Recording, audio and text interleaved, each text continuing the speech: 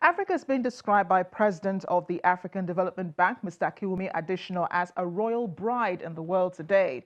As there is increased foreign investment all across the continent, you have TICAD from Japan, you have India-Africa Forum, US-Africa Forum, and soon to be Russia-Africa Forum, and then there is China-Africa Forum.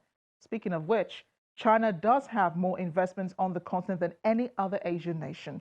And according to the country's Consul General to Lagos, it's a win-win. In any case, no country wants to invest in another without seeing return on investment and development in the project. Heard the saying, to get rich, build a road? I heard that from the Consul General Xu Maoming during my discussion with him, which not only included China's trade relations with Nigeria, the impression the rest of the world has of the country, but an update on the death of Nigerian pastor Joseph Madreze in Guangzhou. Take a listen. Well, Nigeria and China are very close trading partners, maybe allies on the continent. We see a lot of investments here in Nigeria from China. What is it about Nigeria and Africa that pulls China this way? Nigeria is one of the most important trade partners for China. That's true. When you're talking of what brings China here to Africa, to Nigeria, I would say that the traditional friendship between China and Africa, between China and Nigeria, has brought China to Africa, to Nigeria. Because we really enjoy the traditional friendship between our two peoples, even before the establishment of diplomatic relations between China and Nigeria. China offered government scholarships to Nigerian students. That was, I remember, to my knowledge, that was in 1964. We established the diplomatic relations in 1971. We always supported each other. For example, China supported some colonies to get independence during their struggle to get independence. African countries supported China to re-enter into the United Nations, to be the permanent member of the Security Council. So we always treasure this kind of traditional friendship, and we really value it. It's a good thing you set the background, to Nigeria-China relations and China's introduction into Africa and how much has been done over the years and so on. Because to younger generations, China is in Africa to dominate. You have a lot of investments here. You're still bringing in a lot. You're everywhere in every sector. They think that there is a hidden agenda that China is trying to promote on the continent. No, China is not dominating Africa. China did not come to Africa 10 years ago. China was in Africa a long time ago.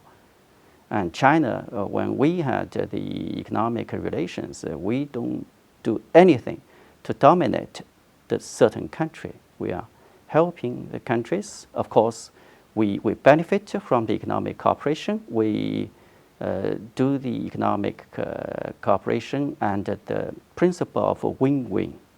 It's not a zero-sum game. It's a kind of mutual benefit. It's kind of course, in the basis of mutual respect, equality, and mutual benefit. I think there are some tangible things that we can see. The economic cooperation has brought about a lot of changes to Africa. No, we don't do anything to dominate. Is the Belt and Road Initiative a win-win? Yes, of course. What's China gaining from it? First of all, the Belt and Road is kind of an initiative. So you can see what it means with initiative. It's not a strategy. By the initiative, we say that it's kind of, we do this kind of cooperation under the principle of extensive consultation, joint contribution, and shared benefits. So what is China's benefit? What is China benefiting from the Belt and Road Initiative? Well, we get economic cooperation. We improve the people's livelihood. And of course, we do the same thing in the countries that have the same cooperation with China. You do know that Africa also has, huge partnerships with other countries in the West, and many of those countries are wary of China's presence in Africa, and they're also advising African leaders to also be wary of their relations with China, especially as concerns the economy and trade. What are your thoughts on that? As I said, today's world is a global village with economic globalization. China is doing businesses on many continents, not only in Africa, but also in Asia, in Latin America, in Europe. So we are doing this kind of economic cooperation.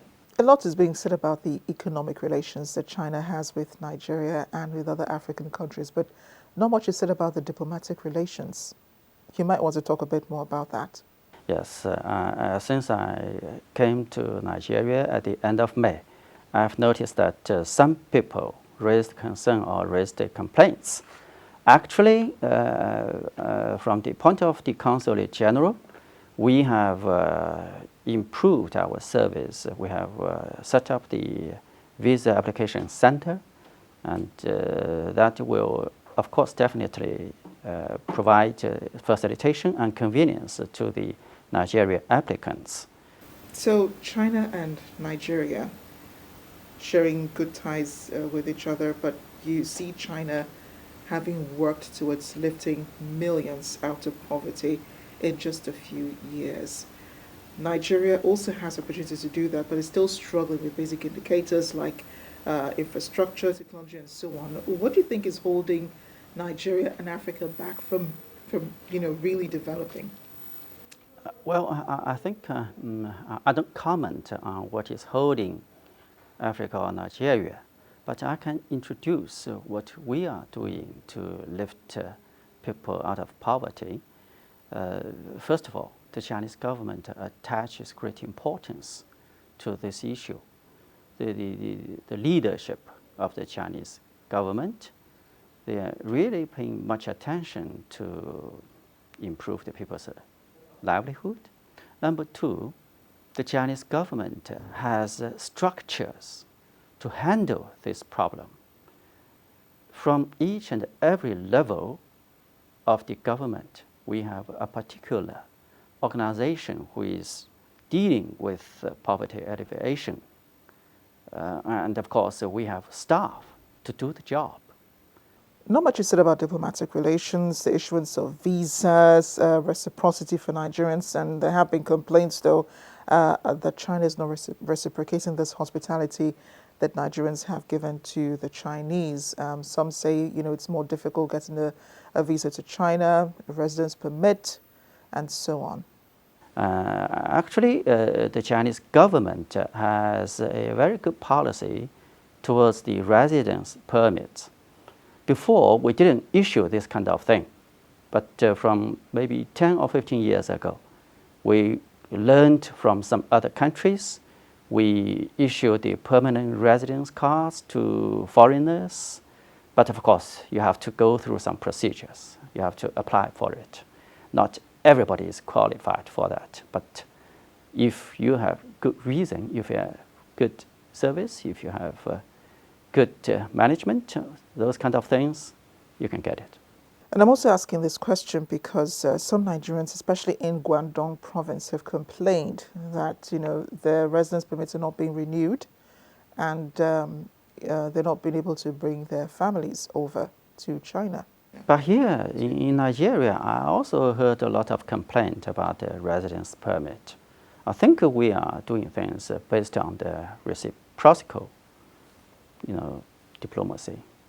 I want to talk a bit about some of the Nigerians who are unfortunately in some prison, in a prison, I think, in Guangdong province. Do you have any idea how many of them are probably there and maybe what they're there for, perhaps? No, I don't have any idea about it. But before I came to Nigeria, I was in East Africa. That country has raised some concern about the criminals who were put in prison in China. From the diplomatic point of view, We are very much ready to talk with the Ministry of Foreign Affairs, but since the criminals, the prisons is in charge by another ministry in China, and I heard that the victims of the families are complaining that since they are doing wrong things, they are committing crimes towards the Chinese people, you cannot let criminals go back, because maybe sometimes the criminals even had some money problem with the families. They owe the family money. How come you can let them go without paying the money they owed?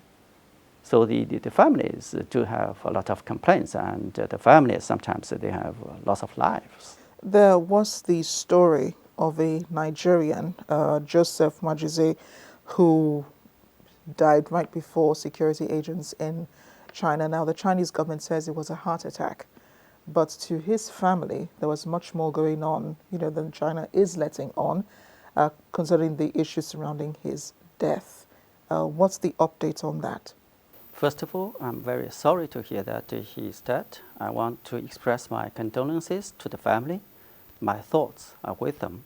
But the information I get from the Chinese department is that he was approached by a police officer, and he was afraid. He ran away and he fell to the ground. But the police force sent him to the hospital, but he was found that he had a heart attack. Now, if the circumstances were different, say he hadn't died, what would have happened?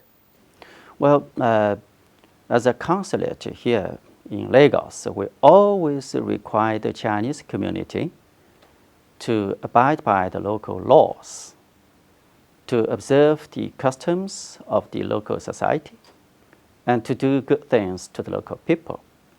I hope that is the same to the diaspora of foreign nationals in China.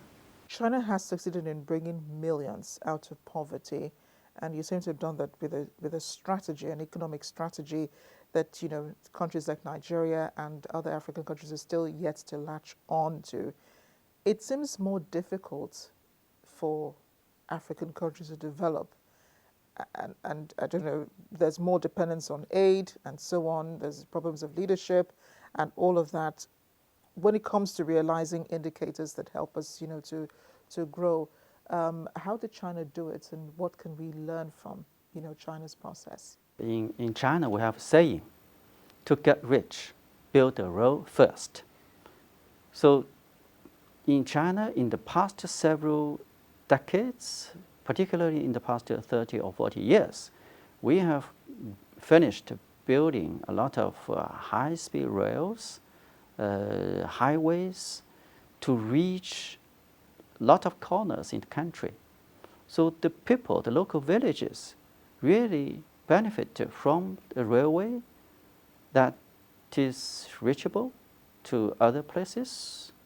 So it because help people to communicate, it help the goods to transport to other places. And of course, we are building a lot of hydropower stations to provide electricity in the country, because without electricity, you cannot get industrialized. And are you concerned, about the trade war between both countries? The trade war is not a good thing. It is initiated by the US government. It hurts China, of course, we admit that. It hurts United States. It hurts the world economy, including Nigeria. So it's not good. How is China being affected by the trade war? Well, of course, it drags down the economic growth, even the economic growth in the world. Consul General Xu, thank you so much for speaking with us.